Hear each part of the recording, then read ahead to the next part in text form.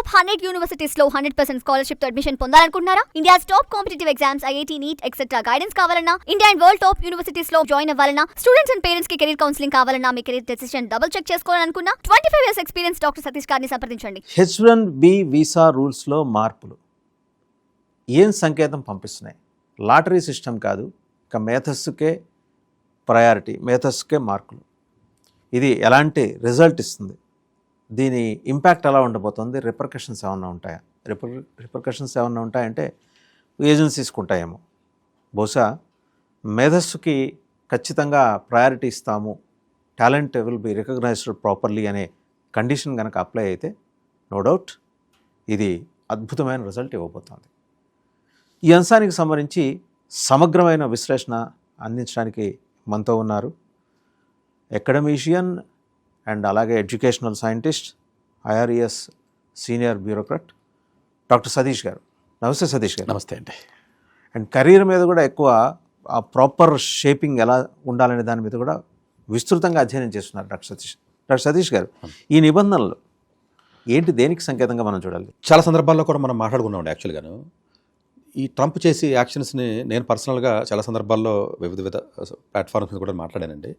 వాడు క్లీన్ చేస్తున్నాడో ఈ ఆస్పెక్ట్లోనండి, అంటే నేను స్టూడెంట్స్ వేసే పర్స్పెక్టివ్లో, మిగతా ట్రేడింగ్ మిగతా ఆస్పెక్ట్స్ కాదు, నేను ఓన్లీ స్టూడెంట్స్ H1B ఈ పర్స్పెక్టివ్లోనండి ఇది క్లీన్ చేస్తున్నాడు. ఇది చాలా మంచి పరిణామం, ఇది డెఫినెట్గా ఇది గుడ్ న్యూసే అవుతుంది అని చాలా సందర్భాల్లో చెప్పానండి. బట్ ఎవరో దాన్ని అంత ఎగ్నెస్ట్గా ఇదేంటి సారో ఏదో యూఎస్కి పక్షపాతనో లేకపోతే రకరకాలుగా జనాలు అనుకున్నప్పటికీ కూడా ఇది చాలా మంచి, అంటే యూఎస్కి సంబంధించండి స్టూడెంట్స్ పర్స్పెక్టివ్లో మేబీ ప్రాబబ్లీ దీనికంటే మంచి గుడ్ న్యూస్ ఉండదండి, నా పర్సనల్ ఒపీనియన్. అంటే చాలామంది రకరకాలుగా మాట్లాడారు, అది ఉభయ కుశలోపరి. ఎందుకంటేనండి వాడు ఫస్ట్ ఆఫ్ ఆల్ వాడు పర్స్పెక్టివ్లో కూడా మనం ఆలోచిద్దామండి.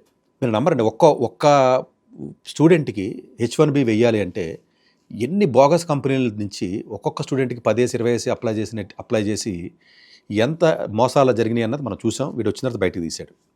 సరే, మనం ఇష్యూ స్పెసిఫిక్ మాట్లాడదాం. సరే, అతను మీద ఉన్న మనకు ఒపీనియన్ తీసేద్దాం, లేదా భారతదేశానికి ఇండియా కొన్ని రిలేషన్స్ పక్కన పెడదాం. సో ఇవన్నీ అతను బయటకు తీసాడు. దీన్ని తీయడం వల్ల మీరు అనొచ్చు, సార్ దీన్ని తీయకపోతే మన భారతదేశంలో 20 మంది 30 మంది బతుకుతారు కదా, తీస్తే మనకి నష్టం కదా మీరు అనొచ్చు. కాదండి, ఎబిలిటీ ఉన్నవాళ్ళు, టాలెంట్ ఉన్నవాళ్ళు, ఎక్స్పీరియన్స్ ఉన్నవాళ్ళు, మంచి వ్యక్తులు, మీకు తెలియదండి చాలామంది భారతదేశం వచ్చి ఉద్యోగాలు లేకుండా ఉన్నారండి వీసాలు రాక. ఎవరైతే ఫ్రాడ్ చేశారో, దొంగ పనులు చేశారో, దొంగ కన్సల్టెంట్ని పట్టుకుని డబ్బులు ఇచ్చి బ్యాక్ డోర్లో ఒక మనిషి పేరు మీద 10 ఏసి 20 ఏసి 30 ఏసి అప్లికేషన్స్ ఎవడన్నా ఫైల్ చేస్తాడా? ఒకప్పుడు 2025లో ట్రంప్ వచ్చిన కొత్తలో 7,50,000 అప్లికేషన్లు H1B ఫైల్ అయినాయండి. దెబ్బగడ సెట్ చేస్తే మనం 3,50,000 వచ్చింది. ఒక్క మన కంట్రీ నుంచే కాదండి, మొత్తం అక్రాస్ ద గ్లోబ్. మన అసలు H1 ఇచ్చి 85,000లో 60,000 యూజీకి, 65,000 పీజీకి, 20,000 తీసుకుంటే భారతదేశానికి వచ్చేది 70-75%. మోస్ట్లీ మనమే అనుకోండి, ఇంకా మిగిలింది ఎంత 10-12% చైనా వాళ్ళు, మిగిలిన తక్కువ అండి. మిగిలిన కంట్రోల్కి డైరెక్ట్ గ్రీన్ కార్డే కదా. ట్రంప్ రాకమునుపు వరకు 6-7 లక్షలు ఉండేది అనుకుందాం. ఇప్పుడు దాన్ని కాదండి, ఈ భయానికి మొన్న ఈ డబల్ రిజిస్ట్రేషన్స్ ఒకటే 4-5 పెట్టడం అన్నది మొత్తం అంతా కంట్రోల్ చేసిన తర్వాత 3.5 లక్షలు మన ఫైల్ అయినాయి, 4 లక్షలు అంతే దగ్గరగా రీసెంట్ 2025. అంటే ఈ నెంబరు మనకు కాన్ఫిడెన్స్ ఇచ్చింది కదా. ఇప్పుడు ఇప్పుడు మీ ఇంట్లో మీ అబ్బాయి ఉన్నాడండి, 7 లక్షల మంది 6 లక్షల మంది అప్లికేషన్లు ఉంటే నాకు 85,000 లాటరీలో తగులుతుందని భయపడతారు కదా. నిజంగా ఇప్పుడు ఈ నెంబరు మీకు కాన్ఫిడెన్స్ని బిల్డ్ చేసిందా లేదా? చేసింది. ఇప్పుడు ఏదైతే నెక్స్ట్ ఏదైతే వాడు తీసుకున్న స్టెప్ ఇంకొకటి చెప్తాను చూడండి.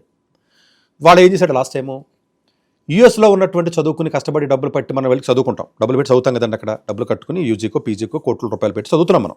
ఇండైరెక్ట్గా $1,00,000 పెట్టారు H1B వీసా కావాలంటే చెప్పేసి బ్యాడ్ ప్రోపగండా చాలా రకరకాలుగా చేశారండి సోషల్ మీడియాలో. యాక్చువల్గా వాడు ఏం చెప్పాడు, యూఎస్లో కాకుండా మీరు వేరే దేశాల్లో ఉన్నటువంటి కంపెనీస్ ఏవైతే ఉన్నాయో ఆ కంపెనీస్ నుంచి కూడా H1 ఫైల్ చేయొచ్చు. మీరు ఇండియాలో ఉన్నటువంటి హైదరాబాద్లో ఉన్న TCS కంపెనీ వాడు కూడా ఒక ఎంప్లాయర్ యాజ్ ఏ ఎంప్లాయర్ కింద వాడు కూడా H1B ఫైల్ చేయొచ్చు కదా అక్కడ. అలా ఫైల్ చేసినప్పుడు $1,00,000 చెప్పాడు. ఇంతకంటే గుడ్ న్యూస్ ఏంటంటే యూఎస్లో ఉన్నవాడికి ఇప్పుడు పెట్టిన లాస్ట్ ఇయర్ వచ్చినటువంటి 3.5 లక్షలు 4 లక్షల రఫ్గా వచ్చినటువంటి H1B వీసా అప్లికేషన్లో మీరు నంబర్ 60% యూఎస్ కాదండి, బయట కంట్రీస్ నుంచి వచ్చిన H1B అప్లికేషన్లు. చాలామంది తెలియదు ఇది. అంటే మీకు ఏమైంది, 4 లక్షలు 3.5 లక్షల అప్లికేషన్లు 2025లో ఫైల్ అయితే అందులో 60%, 55 నుంచి 60% బయట దేశాల నుంచి అప్లై చేశారు. వాళ్ళకు కూడా లాటరీ కింద పెట్టడానికి మొత్తం $1,00,000 చేయడం వల్ల మొత్తం పడిపోయింది. అది అంటే ఏ దేశం నుంచి కూడా ప్రపంచంలో H1B ఫైల్ అవ్వదు ఇప్పుడు. అంటే ఏమైంది ఇప్పుడు ఈ 3.5 లక్షల్లో సగం 1,75,000 లేసిపోతుంది, మిగిలింది లక్షన్నరే నెక్స్ట్ ఇయర్కి వచ్చేప్పటికి అదే ఇప్పుడు 2026 ఈ సంవత్సరమే $1 lakh ఉంది. అది స్ట్రిక్ట్, అది ఉండాలి. ఎందుకని కాదండి, ఎవడో మీ పిల్లోడో నా పిల్లోడో మంచోడో ఎవడో పోయి చదువుకోవడానికి వెళ్ళాడు అమెరికాలో చదువుకున్నవాడికి ఉద్యోగం ఇస్తారన్నాడు. చాలా మంది తెలియదని మిస్ఇంటర్ప్రిటేషన్ ఏమనుకుంటారంటే అమెరికన్స్ కి H1 ఎందుకు ఇస్తారండి అసలు? సిటిజన్ కి H1 అసలు దాన్ని బ్యాడ్ గా ప్రోపగండా చేయడం తప్ప ఆడేమంటున్నాడో అమెరికాలో ఉన్నటువంటి వ్యక్తులు ఎవరైతే ఉంటారో వచ్చి మా దగ్గర ఎవరైతే ట్యాక్స్ కడతారో, ఎవరైతే చదువుకుంటున్నారో, ఎవరైతే డబ్బులు కట్టి మా దేశాన్ని కూడా ముందుకు తీసుకొద్దామని ట్రై చేస్తున్నారో వాళ్ళకి మాత్రమే నేను నామినల్ ఫీజుతో ఏదైతే ఇప్పుడు ఫీజు $215 అంత పెట్టాడండి, దాంతో మీరు ఇస్తాము. బయట కంట్రీస్ నుంచి ఎవడన్నా H1 ఫైల్ చేస్తే వాడు ఎంత అలాంటోడైనా $1,00,000 కట్టాలన్నాడు. అసలు అంతకంటే గుడ్ న్యూస్ మీకు ఉంటుందా? మీరు చెప్పండి. అది అందులో బ్యాడ్ న్యూస్ ఏముంది? దాని బ్యాడ్ న్యూస్ కింద ప్రాపగండా చేసి మొత్తం $1,00,000 చేశారు, ఇంకెవడో భారతదేశాన్ని వెళ్ళడం కుదరదా, భారతదేశాన్ని మొత్తం ట్రంప్ గారికి డోర్స్ క్లోజ్ చేశాడని చెప్పేసి రకరకాలుగా ప్రాపగండా చేశారు. అప్పుడు కూడా నేను ముత్తుకున్నాను. అది గుడ్ న్యూసే కదా. ఎందుకని ఇప్పుడు అమెరికాలో ఉన్నవాడు గుర్తించదు కాదండి. ఇప్పుడు మన పిల్లడు ఇప్పుడు ఇన్ఫాక్ట్ మా అబ్బాయి అమెరికాలో ఉన్నాడండి, వాడికి అప్లై చేయాలనుకోండి, ఇది వర్తించదు. $1,00,000 ఆడికి సంబంధం ఆల్రెడీ ఉన్నాడు కదా అక్కడ చదువుతున్నాడు కదా, వాడికి ఎందుకు? అంటే ఈసారి 2026 ఇప్పుడు డేట్స్ ఇచ్చారండి. మార్చి 4వ తారీఖు నుంచి మార్చి 19వ తారీఖు వరకు కూడా H1 ఫైలింగ్ చేయొచ్చు న్యూ రూల్స్తో.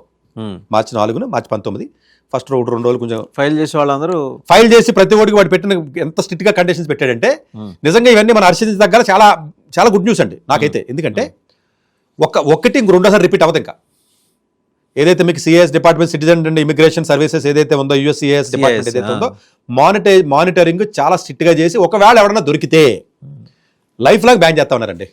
ఏంటి బ్లాక్ చేసేస్తా ఉన్నాడు. ఈ దొంగ ఎదవలో దొంగ కన్సల్టెంట్స్ మన ఇండియన్స్ తెలుగు ఎదవలో ఎక్కువ ఉంటారు అక్కడ. ఈ పనికి మాలిన కన్సల్టెన్సీస్ ఎవడని చెప్తారనుకుంటారు మీకు? ప్రాస్టిట్యూషన్ దగ్గర నుంచి ఏంది చేసేది మన వాళ్ళే. ఈ అరికట్టాలండి. నిన్నకాక మొన్న తానా ఫండ్స్ మొత్తం 10 మిలియన్లో మొత్తం స్కామ్ అయితే అయిపోయిందండి. మీరు ఉంటారు లాస్ట్ ఇయర్ బయటపడింది. ఇవన్నీ మన వాళ్ళు చేస్తూ ఉంటారండి. సరే పక్కన పెట్టండి. ఇప్పుడు డూప్లికేషన్ అవ్వదు. Point number 1, first of all ఒక అప్లికెంట్, ఒక తొట్టింపుడు రాఘవయ్య అనే అప్లికెంట్ ఒకటే ఫైల్ అవుతుంది. అంతే. ఇది గుడ్ న్యూస్. అంటే చక్కగా అందరికీ న్యాయం జరగాలి. కానీ ఒకటి సార్, నేను అనేది ఇప్పుడు ఫలానా ఎక్స్ అనే వ్యక్తి ఫైల్ చేసుకున్నాడు, అది క్లియర్ అయిన తర్వాత కదా $1,00,000 పెట్టాల్సిందాడు కాదండి. కంపెనీ వాడు కట్టాలి కదా. కంపెనీ వాడు ఎందుకు కడతాడు? స్పాన్సర్ చేసేవాడు మరి పెట్టాడు. మరి ఇండియాలో ఉన్న TCS $1,00,000 పెట్టి ఎందుకు పంపిస్తాడు? మీరు అన్న పాయింట్ సరే అని అనుకుందాం.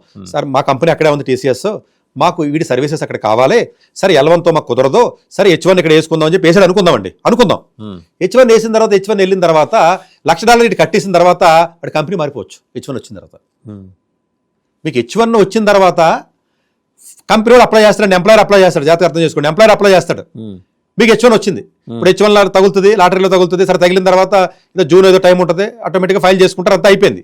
3 ఏళ్ళు వచ్చేసింది. తర్వాత స్టెమ్ అయితే ఒకటి, లేదా నాన్ స్టెమ్ అయితే ఒకటి. ఆ రూల్స్ ప్రకారం ఆటోమేటిక్గా 3 years వరకు వచ్చింది అనుకుందాం. 1+2 తర్వాత ఎక్స్టెండ్ చేసుకుంటే 3 years అవుతుంది. తర్వాత ఈవెన్ 6 years కూడా వెళ్ళొచ్చు. ఈ జాయిన్ అయిపోయిన తర్వాత ఇంకొకటి ఎవడో మంచి చేతి ఇస్తున్నాడు అనుకోండి, సేమ్ H1తో కంపెనీ మారిపోవచ్చు. రైటే. కానీ వీడు కండిషన్ పెట్టుకుంటాడు ఏదో అండర్స్టాండింగ్ కాదు. 3 ఏళ్ళు 4 ఏళ్ళు కాదు, అదే లేదు. అదే చెప్తున్నాను. ఎంప్లాయర్ ఫైల్ చేసినప్పుడు మాత్రం వాడి దగ్గర ఎంప్లాయ్ ఎంతాడు మారుస్తారు మా చట్టం ఏమన్నా? కాదు, అది మారిస్తే వీడికి ఇండివిజువల్ రైట్ పోయినట్టే కదా. ఎంప్లాయ్కి ఫండమెంటల్ రైట్ పోయింది కదా వీడికి. కాదండి, మీకు TCS లో జాబ్ ఇచ్చారండి, అమెరికా పంపించారండి, మీకు జాబ్ మీకు వర్క్ మీకు అనుకున్న వర్క్ కాక వేరే వర్క్ ఇచ్చారు, లేదా వర్క్ లోడ్ ఎక్కువైపోయింది, వర్క్ లోడ్ తక్కువైపోయింది, శాలరీ పెంచర్ అన్నారు, లేదా హెరాస్మెంట్ ఉంది, మీకు నచ్చలేదు, మీ ఫండమెంటల్ రైట్ కి క్వశ్చన్ కదా అది. నేను కంపెనీ మారుతానంటే వద్దు అని చట్టం ఎక్కడ లేదు ప్రపంచం. $1,00,000 పెట్టినోడే అందుగురించి పెట్టడాడు. కరెక్ట్ పాయింట్కి వచ్చారు. ఇప్పుడు పెట్టడాడు. ఇప్పుడు ఎవడో కూడా వేరే దేశంలో $1,00,000 పెట్టడో, ఎందుకంటే ఆడ కంపెనీలోనూ పనిచేస్తాడో నమ్మకం లేదు. సో మీకు అది క్లియర్ అయిపోయింది కదా. నా బైండింగ్ వాడు ఇండియాలో తీసుకుంటే ఇబ్బంది లేదుగా. నువ్వు అక్కడికి వెళ్ళిన తర్వాత 3 ఏళ్ల పాటు విధిగా నా దగ్గర పనిచేయాలి. వెనకెందుకు వస్తాడండి? H1B ఉన్నాడు, ఇక్కడ ఎందుకు వస్తాడు? వీడి సంతకానికి వాల్యూ ఉందా? కంపెనీ మారిపోయిన తర్వాత కాదండి. నాకు ఉద్యోగం ఇచ్చారండి, నేను అమెరికా వెళ్ళానండి, TCS లో ఉద్యోగం చేశానండి, నాకు గూగుల్లో ఉద్యోగం ఇచ్చాడండి, వెళ్ళిపోతాను, అయిపోయింది. లీగల్ వ్యాలిడిటీ రాదండి దానికి. కంపెనీ ఆ కార్నర్ నుంచి వస్తున్నారు, లీగల్ వ్యాలిడిటీ కార్నర్ నుంచి. మరి బేసికల్గా లీగల్ మీరు ఎథికల్ మోరల్ ఎక్కడ ఉన్నాయండి ఈ రోజుల్లో? వదిలేయండి, అసలు పదాలు లేవు. సో అది ఒకటి. రెండో పాయింట్ చూడండి, ఇక్కడ నేను ఏదైతే మీకు వేసాస్ చెప్తున్నానో కరెక్ట్గా 85,000 అండి. 65,000 ఏమో ఇవి, ఒక 20,000 ఏమో పీజీకి. ఇప్పుడు కొత్తగా పెట్టినటువంటి రూల్ ఏంటంటే చూడండి, ఇప్పుడు ఫైనల్గా నేను నెంబర్ ఏం చేశాను, 7 లక్షల నుంచి దగ్గర 1,50,000 తీసుకొచ్చేసాను. 1,50,000 2 లక్షల మధ్యలో ఫైల్ అవుతాయి. ఎట్టి పరిస్థితులు అంతకంటే ఫైల్ అవ్వవు. నేను ఈ విషయం చెప్తున్నాను, చాలా మంది రకరకాలుగా చెప్తున్నారు కానీ ఇది గుర్తుపెట్టు. 85,000కి 1,50,000 లేకపోతే 2 లక్షలు కాంపిటీషన్ తగ్గిపోయిందా? అంటే ఇది గుడ్ న్యూసేనా? చాలా గుడ్ న్యూస్ కదా. అయిపోయింది. నెక్స్ట్ కమింగ్ టు ది, చాలామంది అమెరికా ఈ కన్సల్టెన్సీస్ వాళ్ళు మోసం చేసి టైర్ 3, టైర్ 4, టైర్ 5 కాలేజెస్ పంపిస్తూ ఉంటారు. మీరు తెలుసు కదండి, హైదరాబాద్లో కూడా ఒక 100 కన్సల్టెన్సీస్ ఉంటాయి. మనకి యునైటెడ్ స్టేట్స్ అమీర్పేటలో ఉన్నట్టుగానే పంపిస్తారు. చాలా అమెరికాలో చాలా కాలేజెస్లో అండి 4,800 యూనివర్సిటీస్ కాలేజెస్ అమెరికాలో ఉంటే ఒక 10% కాలేజెస్ కూడా క్వాలిటీ ఉండవండి. అన్ని దేశాల్లో ఉన్నట్టుగానే చాలా తక్కువ దేశాల్లో క్వాలిటీ సరిగా ఉండదు. ఈ కాలేజెస్కి వెళ్ళిన తర్వాత క్లాసులు సరిగా జరగవు, అసైన్మెంట్లు ఉండవు, ఎవడో దొంగ ఎగ్జామ్లు రాయడం, దొంగ అసైన్మెంట్లు రాయడం, ఆన్లైన్ క్లాసెస్ వారానికి 2-3 రోజులు కూడా వెళ్ళకపోవడం, ఇక్కడ రకరకాలుగా మొత్తం వరస్ట్ సిస్టమ్ అంతా మన ఇండియాలో ఉన్నట్టుగానే మిగతా చాలా వరస్ట్ కాలేజీలు అలాగే అవుతుందో అన్ని దేశాల్లో ఉంటాయి, అమెరికాలో కూడా ఉంటాయి. అసలు క్యాంపస్లు ఉంటాయండి? ఉండవు. చాలా కాలేజీలు క్యాంపస్లు ఉండవు, క్లాసులు ఉండవు, అసైన్మెంట్స్ ఎవడో దొంగ అసైన్మెంట్లు, ఎగ్జామ్స్ ఆన్లైన్, సర్టిఫికెట్ వస్తుంది అంతే. అంటే మీకు టిష్యూ పేపర్ కింద కూడా పనికిమాలిన చెత్త సర్టిఫికెట్లు ఇచ్చి యూనివర్సిటీస్ అమెరికాలో కోకోలలో. ఓకే, అంటే మీరు ప్రింట్ తీస్తే మరి మానిటరింగ్ ఏమైతుంది? చూడండి, అంటే వాళ్ళకి అమెరికా యూనివర్సిటీ డబ్బులు కావాలి కదా, అందుకు అమ్ముకుంటారు వాళ్ళు. నువ్వు వెళ్ళి డబ్బులు కడుతున్నావు కదండి, 5,000, 10,000, 5 లక్షలు, 10 లక్షలు కడతావు కదా, అందుకే. సో దాని కూడా వాడు దాని మీద కూడా వచ్చాడు, ఇప్పుడు వస్తున్నాడు, రావాలి కూడా. ఇప్పుడు ఎండ్ ఆఫ్ ద డే అమెరికాలోనే క్వాలిటీ దెబ్బతింటుంది కదా. ఒకవేళ ఆడు నీట్ గా కడుక్కుని వస్తున్నాడండి, కడుక్కుని వస్తున్నాడు ఎడ్యుకేషన్ సిస్టమ్ కి. నేను చెప్తున్నది అది. నెక్స్ట్ కమింగ్ టు ద అసలు పాయింట్ ఏంటంటే, రూల్స్ ఏం మార్చాడంటే, ఒకప్పుడు ఏంటంటే లాటరీ అందరూ సమానమే. హార్వర్డ్లో చదివిన ఒకటే, టెక్సాస్ స్టేట్లో చదివిన ఒకటే, చెత్త దాంట్లో చదివిన ఒకటే, టాప్ దాంట్లో చదివిన ఒకటే. కాబట్టి చాలా మంది మెరిటోరియస్ విద్యార్థులకి, జాబులు చేసే వాళ్ళకి ఏదైతే మనకి చదువు అయిపోయిన తర్వాత 3 ఏళ్ల పాటు మనకి ఓపీటీ ఏదైతే మనకి ఉంటుందో, లేకపోతే 1 ఇయర్ ఏదైతే మనకి నాన్ స్టామ్ వాళ్ళకి ఏదైతే ఉంటుందో, అది చేస్తూ లాటరీ తగలేదు. తగలకపోతే చాలామంది వేరే వేరే విదేశాలు వచ్చి పాపం వాళ్ళకి భారతదేశం వెనక్కి వచ్చి జాబ్ రావాలని 60 రోజులని 90 రోజులని కండిషన్స్ ఉంటాయి. తర్వాత మళ్ళీ మీకు H1 లాటరీ తగలాలి, స్టెమ్ అయితే 3 సార్లు ఆప్షన్ ఉంటుంది, 3 సార్లు తగలక చాలామంది సఫర్ అయినటువంటి విద్యార్థులు చాలామంది. ఎందుకని దొంగ పనులు చేసి ఎదవలు ఎక్కువ మంది ఇండియన్స్ ఉన్నారు కాబట్టి ఒకడే 10 అప్లికేషన్లు అప్లై చేయడం, ఒకటే పనికి మళ్ళీ కాలేజీకి వెళ్ళకుండా పార్ట్ టైం ఉద్యోగాలు 2-3 పార్ట్ టైం ఉద్యోగాలు చేసుకుని దొంగ పనులు చేసి ఎదవలకు తగిలినాయి.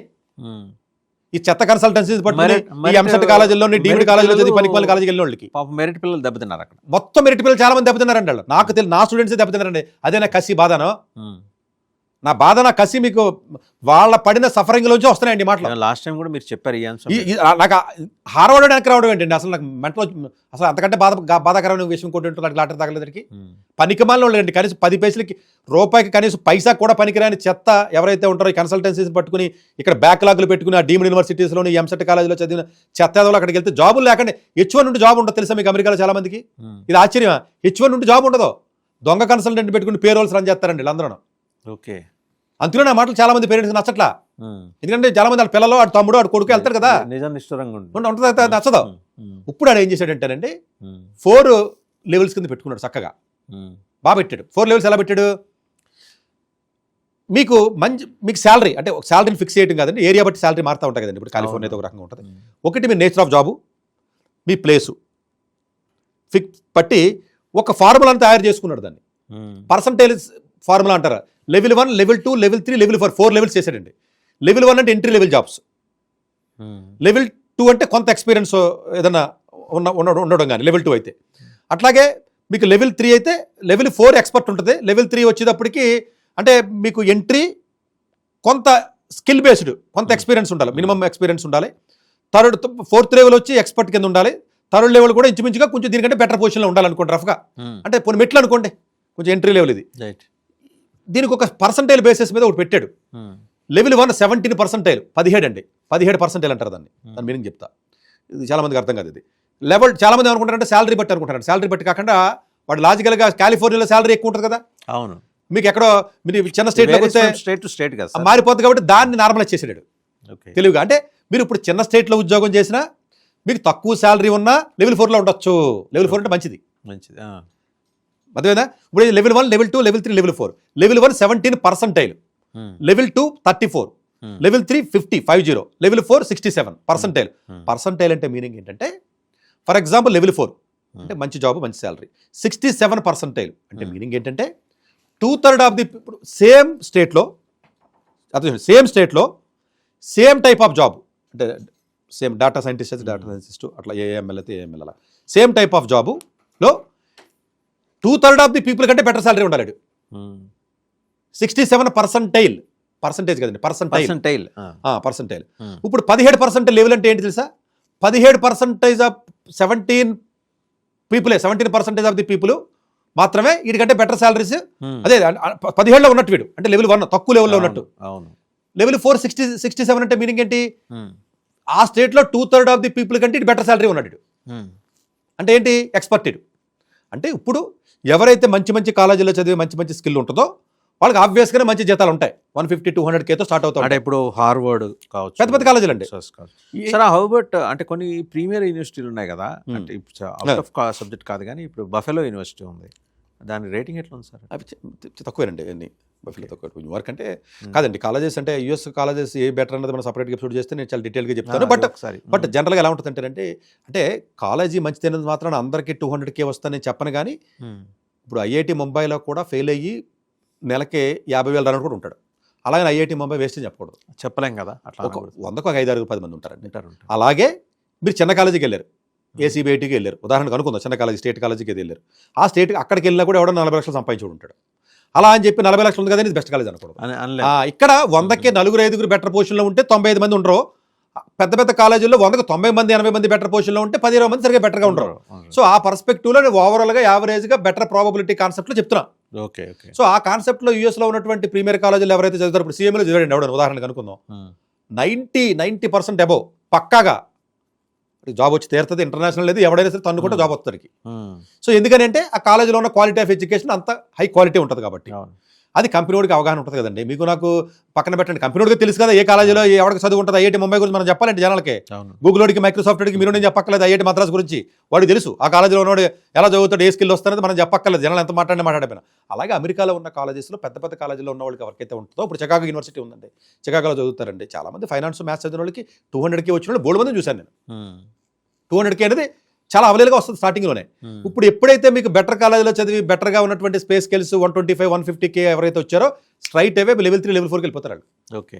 ఎందుకంటే H1 ఫైల్ చేసేటప్పటికి ఈడు ఆల్రెడీ ఓపీటీలో ఉంటాడు, అప్పటికి జాబ్ ఎక్స్పీరియన్స్ ఉంటుంది. మీరు అనొచ్చు ఫ్రెష్ స్టూడెంట్కి మరి ఎక్స్పర్ట్ ఎలా అవుతుంది, ఆల్రెడీ జాబ్ ఎక్స్పీరియన్స్ తర్వాత కదా H1 ఫైల్ చేసేది. ఓపీటీలో చేయలేడు కదండి. పోస్ట్ స్టడీ వీసా ఉంటుంది కదా, పోస్ట్ స్టడీ వీసాలో ఎక్స్పీరియన్స్ ఉంటుంది, శాలరీ 150 ఉంటుంది, 200. నా ఎక్స్పెక్టేషన్ ప్రకారం 150-200 మధ్యలో ఉంటే లెవెల్ 4కి వెళ్ళిపోతాడు. లెవెల్ 4కి ఎప్పుడైతే వెళ్ళిపోయాడో ఇక్కడ లాజిక్ ఏంటంటే నెంబర్లు చెప్తాను, జాగ్రత్తగా అర్థం చేసుకోండి.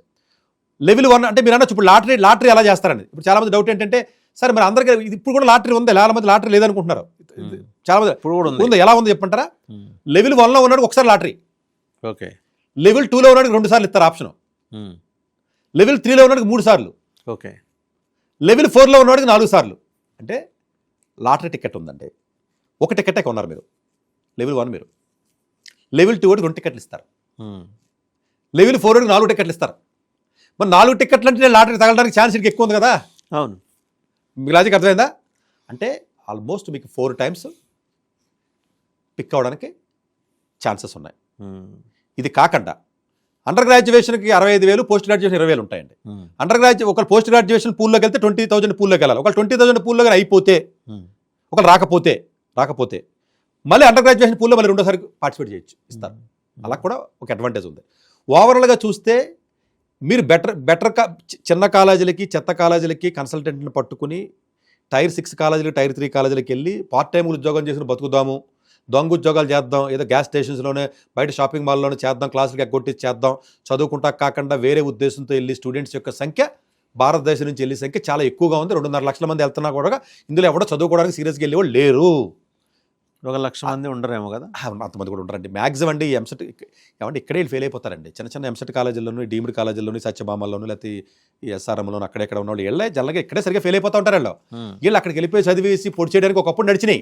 మీరు అనొచ్చు సార్ కోవిడ్కి ముందు నడిచినాయి కదా, చాలా మంది మా చుట్టాల పిల్లలు కూడా వెళ్ళారు కదా, చిన్న చిన్న ఎంసెట్ కాలేజీ వాళ్ళు బతికారు కదా, ఉద్యోగాలు వచ్చినాయి. మీరు అనొచ్చు 2022-23 మంది చరిత్ర వదిలేయండి. అది 2024 కోవిడ్ తర్వాత, పోస్ట్ కోవిడ్ తర్వాత స్వరూపం మారిపోయిందండి. ప్రపంచ స్వరూపమే మారిపోయింది. ఇప్పుడు జనాలు మాట్లాడే వాళ్ళు అందరూ కూడా 2022-21 ముందున్న మాటలు మాట్లాడుతున్నారు వీళ్ళందరూ. దానివల్ల మీకు ఉపయోగం లేదు. ఇప్పుడున్న టెక్నాలజీ ఏఎంఎల్ కానీ, ఇప్పుడున్నటువంటి స్పీడ్ కానీ, ఇప్పుడున్నటువంటి విధానం కానీ, ఏమంటే మీరు జియో పొలిటికల్ చూస్తున్నారు ఎక్స్పర్ట్స్, ఇప్పుడు మారినంతగా స్పీడ్గా, సమూలంగా, ఫాస్ట్గా ఆస్పెక్ట్స్ మారినందుకు ఇంతకుముందు ఎప్పుడైనా చూసారా? Yes you are true sir. World order ఇప్పుడు బాగా మారుతోంది. అది కూడా స్పీడ్ చాలా. నిన్న ఉన్నది ఈ రోజు లేదు, ఈ రోజు ఉన్నది రేపు లేదు. ఇవాళ నువ్వు ఫ్రెండ్ రేపొద్దు నాకు వద్దు, ఇవాళ ముద్దులాడతా రేపొద్దు వద్దు. నా దేశం ప్రయోజనం ఏంటి అది చూసుకుంటున్నాను, నాకేం కావాలి అంతే. సో సార్ ఇప్పుడు లాటరీ విధానం రద్దు చేసిన తర్వాత వేజ్ వెయిటెడ్ సెలక్షన్ సిస్టమ్ అంటే ఏంటి? ఇదేనండి వేజ్ వెయిటెడ్ అంటేనండి, మీకు యూఎస్ లేబర్ డిపార్ట్మెంట్ ఉంటుంది కదండి, అది వేజెస్ సంబంధించినటువంటి సర్వే చెప్పింది ఏంటంటే, వాళ్ళు సర్వే చేసుకుని ఎంతమంది H1తో వస్తున్నారో ఎంతమంది H1 లేరు అని చూసుకుంటే చాలామంది H1కి లోయర్ శాలరీస్ వస్తున్నారండి. ఎక్కువగానండి యూఎస్లో ఈ చిన్న చిన్న కాలేజీలకు వెళ్ళిన వాళ్ళు, మామూలుగా వెళ్ళిన వాళ్ళు అందరికీ కూడా $60,000 ఉంటుందండి శాలరీ. 60-70 4-5 ఏళ్ళ క్రితం కూడా అంతే, ఇప్పుడు కూడా అంతే. ఇండియాలో కూడా అంతే కదా. 10 ఏళ్ల క్రితం 30,000 జీతం ఉందో తీసేసి ఇప్పుడు 30,000 స్టార్టింగ్ జీతం. ఏం పెరగట్లేదు. లో లెవెల్ పెరగండి, ఇప్పుడు హై లెవెల్ పెరుగుతాయి కానీ శాలరీస్ ఇప్పుడు లో లెవెల్ పెరగవు. మీరు అబ్జర్వ్ చేయండి. 10 ఏళ్ల క్రితం మీరు ఇదే మీడియాలో 25,000 ఇచ్చినోడికి ఇప్పుడు అదే స్టార్టింగ్ జీతం ఇస్తారు అంతే. అది అన్ని ఇండస్ట్రీస్లో ఉంటుంది. వీళ్ళ ఈ సర్వే చేసి ఏం చేశారంటే, ఎక్కువ మంది $60,000, $70,000, $80,000 పనిచేసే వాళ్ళు H1లో ఉన్నారు. వాళ్ళ బాధ ఏంటి, అమెరికన్స్ ఉన్నారు కదా మాకు ఇక్కడ, అమెరికన్స్ లో లెవెల్ ఎంట్రీ లెవెల్ జాబ్స్కి అమెరికన్స్ కాకుండా H1 నుంచి వేరే వాడిని తెచ్చుకోవడం ఏంటని పట్టుకున్నారండి. ఇది బాధ. న్యాయంగా ఆలోచించడం కరెక్టే కదా. న్యాచురల్. ఇప్పుడు మనం ఆ దేశం పర్సెప్షన్ నుంచి ఆలోచిస్తే అంతే కదా. నా దేశంలో ఉన్న వాడికి ఉద్యోగం ఇవ్వాలి కదా. అక్కడ సిటిజన్ అయిన కనీసం ప్రైమరీ లెవెల్ ఎంట్రీ లెవెల్ పెద్ద స్కిల్ ఎందుకు? ఇప్పుడు వాడేం చెప్తున్నాడంటే, ఈ మినిస్ట్రీ ఆఫ్ లేబర్ వేజెస్ చేసిన మొత్తం సర్వేలో బయటపడ్డ చాలా భయంకరమైన నిజాలు ఏంటంటే, సకానికి పైగా ఆల్మోస్ట్ 65%, 68% సర్వే చెప్తుంది. ఎవని అసలు మొత్తం అన్ని ఎంట్రీ లెవెల్ జాబ్స్ అంటే ఇవన్నీ మొత్తం మ్యాగజైన్ వెళ్ళి అన్ని చిన్న చిన్న కాలేజీలకి పెద్ద పెద్దగా ఏమి వెళ్ళరండి. ఈ ఎంట్రీ లెవెల్ జాబ్స్ ఎవరికి కూడా ఇవ్వడానికి కుదరదు, ఓన్లీ అమెరికన్స్కే ఇవ్వాలి అని రూల్ పెట్టుకుని దాన్ని లెవెల్ 1లో పెట్టాడు పట్టుకెళ్ళి. ఇప్పుడు లెవెల్ 1లో పెట్టినప్పుడు ఆ 80,000 అంత వస్తుంది, దానికి 80,000 వస్తుంది. 80,000 తక్కువ ఉందంటే ఇంకా రాదనుకోండి, వీడికి ఇంకా లాటరీ తగలదాం. దీనివల్ల అడ్వాంటేజ్ చెప్తాను చూడండి. ఇప్పుడు ఎవడో మంచి కాలేజీకి వెళ్ళండి అమెరికాలో, ఎవరో మీ చుట్టం వెళ్ళాడు, మీ అబ్బాయి వెళ్ళాడు, ఏ జార్జియా టెక్కో, అర్బానా ఛాంపియన్, వాషింగ్టన్ సియాటిల్కో, లేకపోతే ఏ మేరీల్యాండ్కో, లేకపోతే దేనికి వెళ్ళాడు, మంచి కాలేజీకి వెళ్ళాడు, నార్త్ వెస్ట్కో, దేనికి వెళ్ళాడు, చదువుకున్నాడు. చదువుకున్న తర్వాత ఆబ్వియస్గా కొంచెం బెటర్ కాలేజ్ చదువుకున్నప్పుడు ఈ కంపెనీ వాడు ఎంట్రీ లెవెల్కి ఎలాగ అమెరికాని తీసుకోవాలి కదా, అమెరికానే తీసుకోవాలి, ఎందుకంటే రూల్ ప్రకారం అమెరికానికి ఇచ్చేస్తాడు. నీ దగ్గర స్కిల్ ఉందనుకోండి, నీకు ఎక్కువ డబ్బులు ఇచ్చి తీసుకుంటాడు.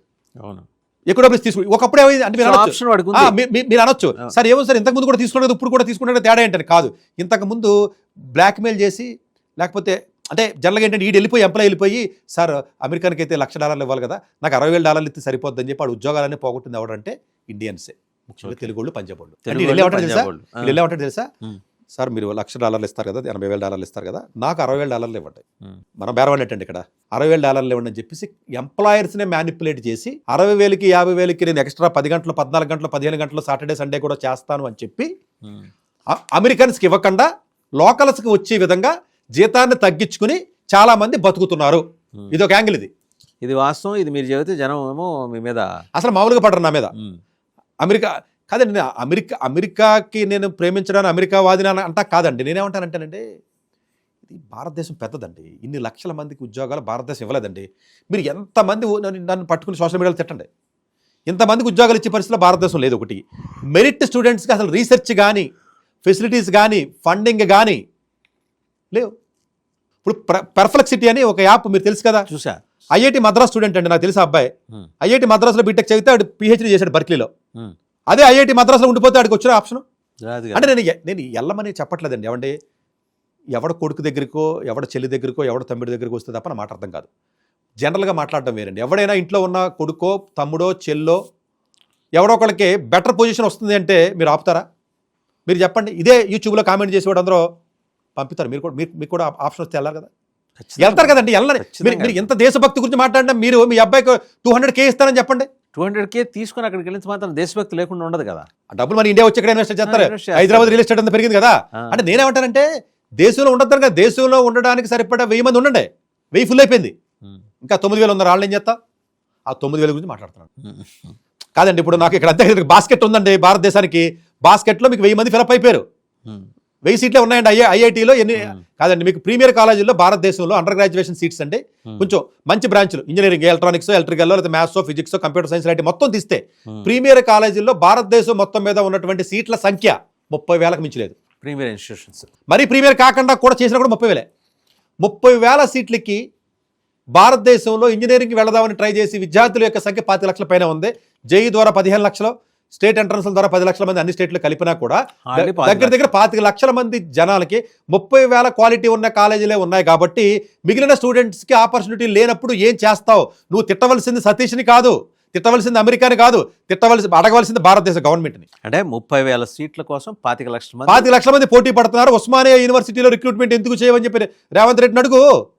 జేఎన్టీలో రీసెర్చ్ ఎందుకు పెట్టట్లేదు, ల్యాబ్స్ ఎందుకు పెట్టట్లేదు, రోబోటిక్ ల్యాబ్ ఎందుకు పెట్టట్లేదు, లేకపోతే చిప్ ఇండస్ట్రీ ఎందుకు పెట్టట్లేదు అని అడుగు. ఉస్మానియాకి వెళ్ళి అడుగు. లేకపోతే ఎంసెట్ కాలేజీలు 150 కాలేజీలు, ఒక్క కాలేజీలో కూడా రీసెర్చ్ R&D లేదు కదా, ఒక్క కాలేజీలో కూడా మంచి PhD ఉన్న ఫ్యాకల్టీ లేడు కదా, ఒక్క కాలేజీలో కూడా సరైనటువంటి ఫెసిలిటీస్ లేవు కదా, ఇంటర్న్షిప్స్ లేవు కదా. వెళ్ళి అడుగు. నన్ను కాదు అడగవలసింది. నన్ను అడిగితే ఉపయోగం రేవంత్ రెడ్డిని అడగాలి, లేకపోతే పట్టుకెళ్ళి అక్కడ ఉన్న చంద్రబాబు నాయుడు గారిని అడగాలి. సార్ డాక్టర్ సతీష్ గారు, అంటే దీని ఇంపాక్ట్ మీద 4-5 అబ్జర్వేషన్స్ వచ్చినాయి. ఏంటంటే తక్కువ జీతం ఉన్న ఎంట్రీ లెవెల్ జాబ్స్కి అవకాశాలు తగ్గుతాయి, ఒకటి. కరెక్ట్. ఎక్కువ జీతం ఇచ్చే హై స్కిల్ జాబ్స్కి H1B పొందే అవకాశాలు పెరుగుతాయి, 2. మూడోది ఎంప్లాయర్స్కు కాంప్లియన్స్ బర్డెన్ పెరుగుతుంది. 4 అప్లికెంట్స్ తగ్గే అవకాశం ఉంది, కానీ క్వాలిఫై అయ్యే వారికి సెలక్షన్ ఆర్డర్స్ మెరుగుపడచ్చు. ఇందులో 2 అంశాలు మీరు ఆల్రెడీ చెప్పేశారు. పర్ఫెక్ట్ అండ్ డెఫినెట్గా ఇవన్నీ నిజమేనా? అప్లికేషన్స్ చాలా డ్రాస్టిక్గా తగ్గుతాయి. బయట దేశం నుంచి $1,00,000 పెట్టి ఎవడో మనల్ని పోషించడం. కూరగాళ్ళు అక్కడ పోయి మళ్ళీ కంపెనీ మారిపోతారు. వాళ్ళు చాలా మంది మారిపోతారండి. ఈవెన్ మా ఇంట్లో మా రిలేషన్స్లో ఉన్న వాళ్ళే ఇక్కడి నుంచి వెళ్ళి మారిపోయారండి. నేను అనేది ఎవడ స్వార్థవాడు చూసుకుంటాడు అనడంలో తప్పని మీరు అంటారా? తప్పే ఉంది, అందరూ అది చూసుకుంటారు.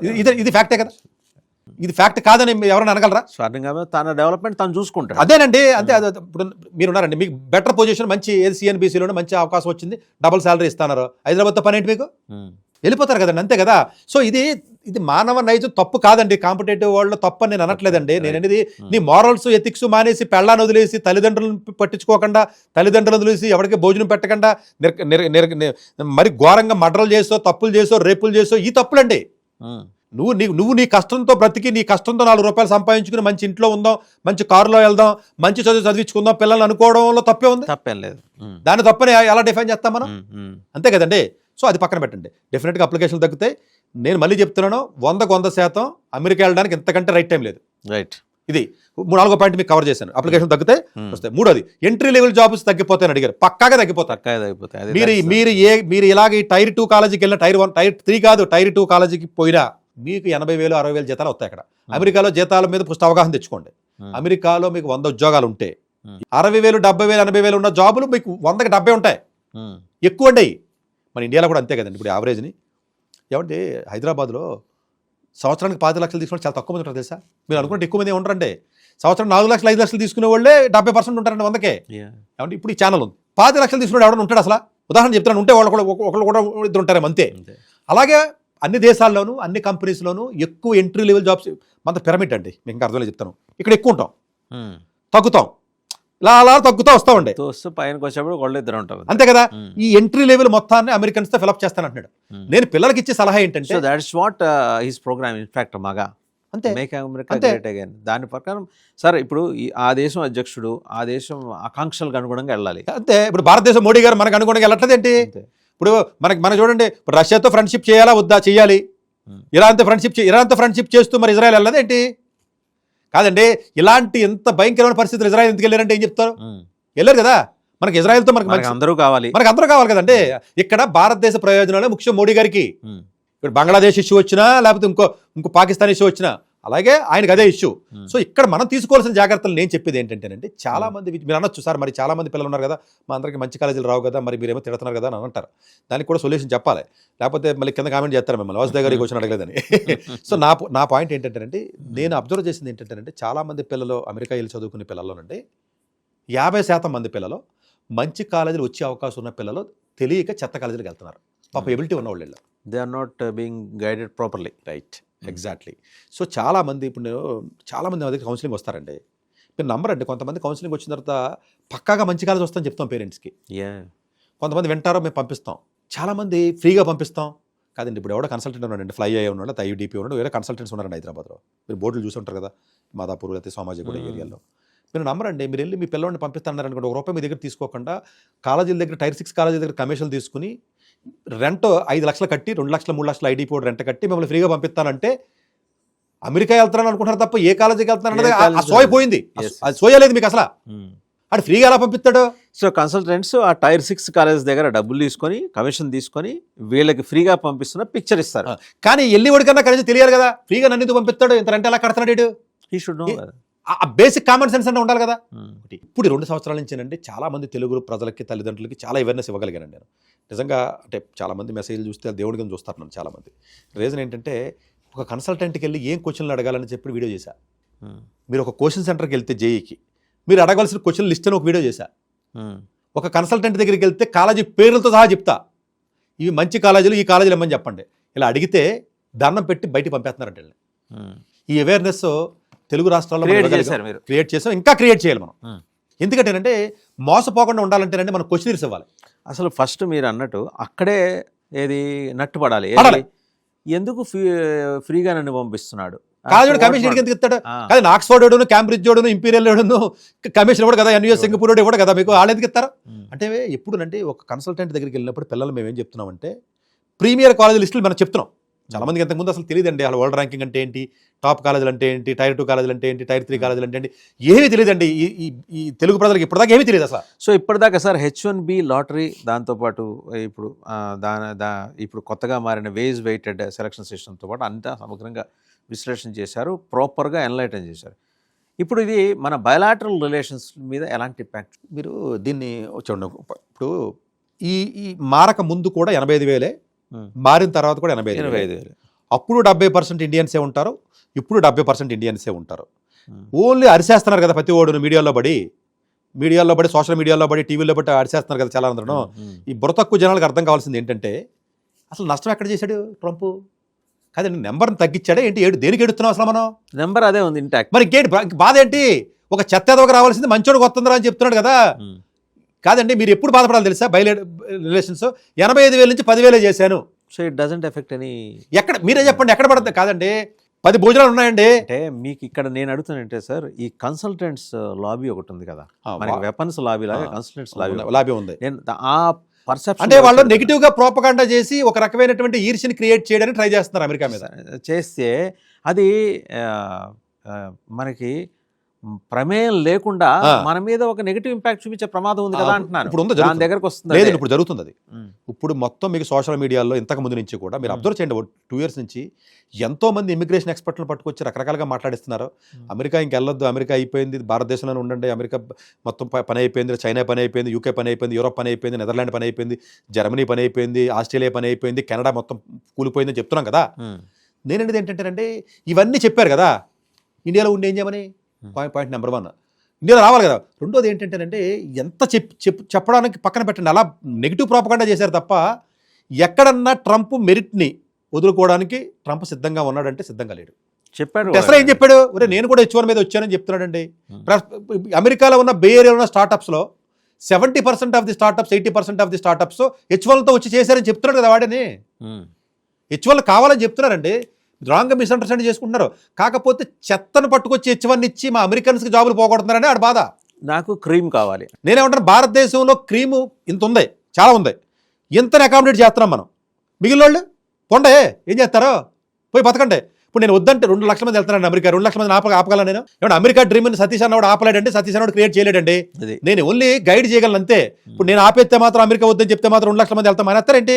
నేను అనేది ఏంటంటే వెళ్ళినప్పుడు కన్సల్టెంట్ని ఆడిని పట్టుకోకుండా మంచి కాలేజీకి వెళ్ళి స్టార్టింగే 120-150Kతో శాలరీతో మీరు వెళ్ళారు అనుకోండి, పక్కాగా డైరెక్ట్గా లెవెల్ 2కి లెవెల్ 3కి వెళ్ళిపోతారు కదా, హ్యాపీ కదా. ఎంట్రీ లెవెల్తో మీకు పని ఏంటి అసలు? రైట్, ఎంట్రీ లెవెల్ అమెరికన్స్ వదిలేద్దామండి, మనకెంత పని చేస్తారు చేయనివ్వండి, పోనీ అలా అనుకోండి, అంతే కదా. ఎంట్రీ లెవెల్ పని చేస్తారంటారు చేయనివ్వండి. సో మనకి దొరికేవన్నీ ఎంట్రీ లెవెల్ జాబ్సే. ఆర్టిఫిషియల్ ఇంటెలిజెన్స్ సంబంధించి మనల్ని కేవలం ఒక స్లేవరీ సెక్షన్ ఉన్న దేశంగా చూసి దీనికోసం వాడుకుంటున్నారు అనే ఒక రకమైన వాదనని ఒక సెక్షన్ ఆఫ్ ఇంటెలెక్చువల్స్ బయటికి తీసుకొచ్చారు. ఇది నిజమేనా? యాక్చువల్గానంటే అది చాలా వరకు వాస్తవం అండి అది. ఎందుకంటేనంటే కొంచెం ఫండమెంటల్స్లోకి వెళ్ళాలి. ఇప్పుడు నేను చెప్పాలంటే యాక్చువల్గానంటే మనం ప్రొడక్ట్స్ తయారు చేయం, తయారు చేసిన ప్రోడక్ట్ సర్వీస్ చేస్తాం. ఇప్పుడు గూగుల్ అనేది ఒక ప్రోడక్ట్, జీమెయిల్ అనేది ఒక ప్రోడక్ట్, యూట్యూబ్ అనేది ఒక ప్రోడక్ట్, ఫేస్బుక్ అనేది ఒక ప్రోడక్ట్. ఇలా ప్రోడక్ట్ తయారు చేస్తారండి. బేసిక్గా యూఎస్లో ఉంటారండి ఆల్మోస్ట్, అంతే కదండి, వాళ్ళ కదా పైనీర్స్ టెక్నాలజీలో. ఇంకా మీకు అర్థమయ్యేలా చెప్పాలంటేనంటే ప్రపంచం మొత్తం మీద అమెరికా ఏఐ మీద పెట్టుబడి నెక్స్ట్ దగ్గరలో ఉన్న 10 దేశాలు పెట్టి దాని పెట్టుబడి ఏదైతే ఉంటుందో మొత్తం కలిపిన దీంట్లో 10% లేదు. అర్థం చేసుకోండి. అమెరికా పెట్టుబడి ₹100, దాని కింద ఉంటాయి కదా వేరే దేశాలు, చైనా లేకపోతే ఇండియా ఇతర ఉంటాయి కదా, 10 దేశాలు తీసుకోండి మంచివి, ఏలో టాప్ దేశాలు, ఈ మొత్తం కలిపేశారండి. కలిపెత్తే ₹10 లేదంతే. ఇది రియాలిటీ అండి. వాడి దగ్గర ₹100 అంటే మనం అన్ని కలిసినా ₹10 లేదు. ఇది రియాలిటీ. పక్కన పెట్టండి. ప్రోడక్ట్ తయారు చేస్తున్నారు. మనకు అన్ఫార్చునేట్గా ఏమవుతుందంటేనండి, మనం ప్రొడక్ట్స్ని తయారు చేయలేకపోతున్నాం. ఓన్ ప్రొడక్ట్స్ని అది తయారు చేయాలంటే ఒక రోజులో మీరు ఏ సమ్మిట్లో మాట్లాడితే రాదు. చైనా కూడా 30 ఏళ్ల క్రితం విత్తనం వేస్తే ఇప్పుడు వృక్షం అయింది అది. Yes, very true. అందువల్ల మనకి ఎమోషనల్గా మాట్లాడుకోవడం వల్ల లేకపోతే కాదు, కానీ డెఫినెట్గా ముందుకు మనం వెళ్తున్నాం. కొంత గవర్నమెంట్, కాకపోతే ఏంటంటే గవర్నమెంట్ ఇంకొంచెం ఫండ్ ఎక్కువ ఇవ్వాలి. ఈ ఫ్రీ పథకాలు లేకపోతే ఏమో ఈ సబ్సిడీసు, ఈ ఫ్రీ బీస్ కొంచెం ఆపి ఒక 50, ఇప్పుడు మన బడ్జెట్ 55 లక్షల కోట్లు 60 లక్షల కోట్లు ఉంటుందండి సెంట్రల్ గవర్నమెంట్. స్టేట్ గవర్నమెంట్ అన్ని కలిపితే ఒక 60 లక్షల కోట్లు ఉంటుంది.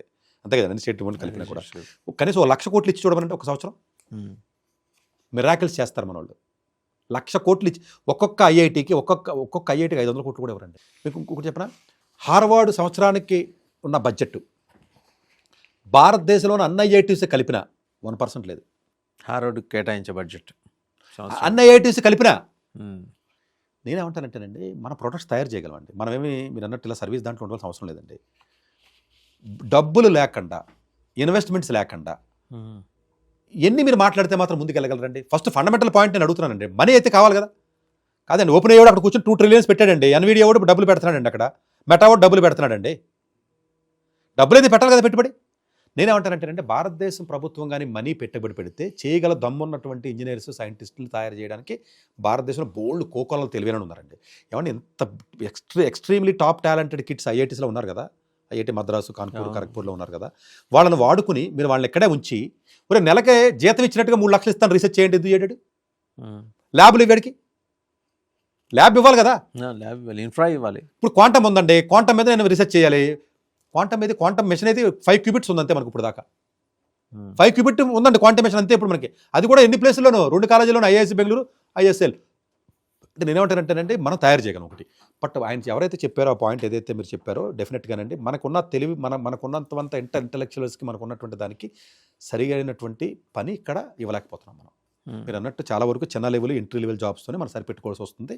ఇది వాస్తవం. జాబ్ కాదండి, మీరు మంచి ఎక్స్పర్ట్ అండి జర్నలిజంలో, లేకపోతే ఏదో పర్టికులర్ ఏరియాలోనూ ఏదో కారణం చేత జాబ్ ఇబ్బంది అయింది, ఇంకోటి అయింది, లేకపోతే నాకు ఏదో ఇబ్బంది అయింది అనుకుంది, హైపోథెటికల్గా జస్ట్ ఇప్పుడు అనుకుందాం. భోజనం తినడానికి 10,000 రూపాయల జాబ్ అయినా చేస్తారు. ఫస్ట్ కడుపు నిండాలి కదా, చేయాలి. మీ తెలుగు తగ్గ జాబు వస్తుందని మీరు ఇండియాలో అందరికీ అలా తెలుగు తగ్గ జాబులు వస్తుందని మీరు అనుకుంటున్నారా?